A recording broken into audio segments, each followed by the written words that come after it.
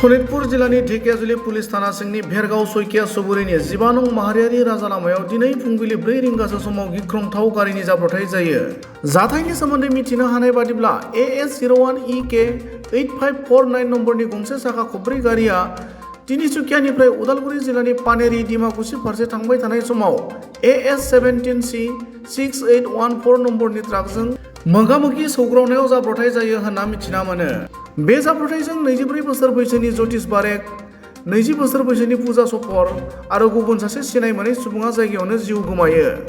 आरो बे जाब्रबथायजोंनो 37 बोसोर बैसोनि फुलेश्वरी सबर, 10 बोसोर बैसोनि कुंजल सबर, 20 बोसोर बैसोनि कार्तिक सबर आरो 23 बोसोर बैसोनि आरमान राजमोनआ गोब्राबै जोखोम जायो।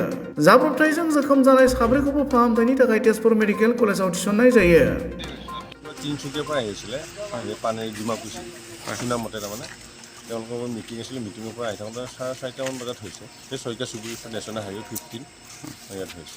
এতিয়া কেইজন ঢুকাইছে? এতিয়ালৈকে 3জন ঢুকাল আৰু 4জন আমি পঠাই দিছোঁ TMC মেডিকেললৈ।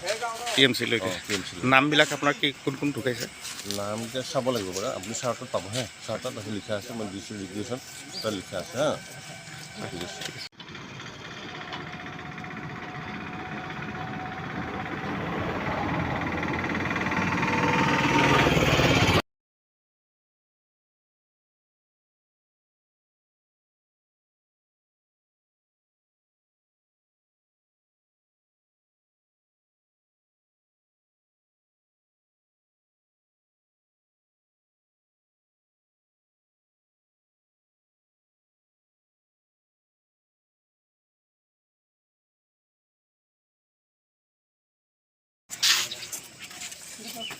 itu full babu